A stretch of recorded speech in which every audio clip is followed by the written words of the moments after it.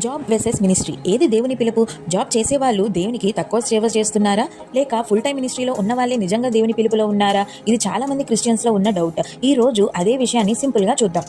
Job కూడా ministry అవ్వచ్చు. బైబిల్లో పాల్ టెంట్స్ తయారు చేసేవాడు. యాక్ట్స్ 18:3లో మనం చూడవచ్చు. జాబ్ చేస్తూనే గాస్పెల్ షేర్ చేసేవాడు. అంటే జాబ్ అంటే కూడా దేవుని పనికే భాగం. చర్చ్లో ప్రీచ్ చేయకపోయినా మీ ఆఫీస్లో హానెస్టీ, కైండ్నెస్, ప్రేయర్ ద్వారా మీరు లైట్ అవ్వచ్చు.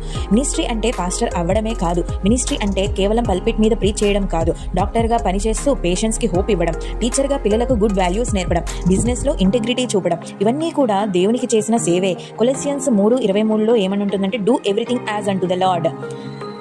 ఒక్కొక్కరికి దేవుడు ఒక్కో కాలింగ్ ఇస్తాడు. కొందరికి చర్చ్ బేస్డ్ మినిస్ట్రీ, కొందరికి మార్కెట్ ప్లేస్ బేస్డ్ మినిస్ట్రీ. దేవుని దృష్టిలో రెండు ఈక్వల్ వాల్యూలో ఉన్నాయి. జాబ్ చేసే వాళ్ళ ఇన్కమ్ వల్లే పాస్టర్స్, మిషనరీస్ సపోర్ట్ అవుతున్నారు. అందుకే జాబ్ వెసెస్ మినిస్ట్రీ అనే డివైడ్ బైబిల్లో లేదు. రెండూ దేవుని కింగ్డంలో కలిసి పనిచేస్తాయి.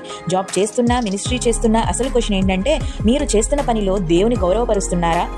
మినిస్ట్రీ అంటే స్టేజ్ మీద ప్రీచ్ చేయడం కాదు. మనం ఎక్కడ ఉన్నా అక్కడే క్రీస్తుని ప్రతిబింబించడం. సో జాబ్ లెస్ స్పిరిచువల్ కాదు, అది కూడా ఒక మినిస్ట్రీ.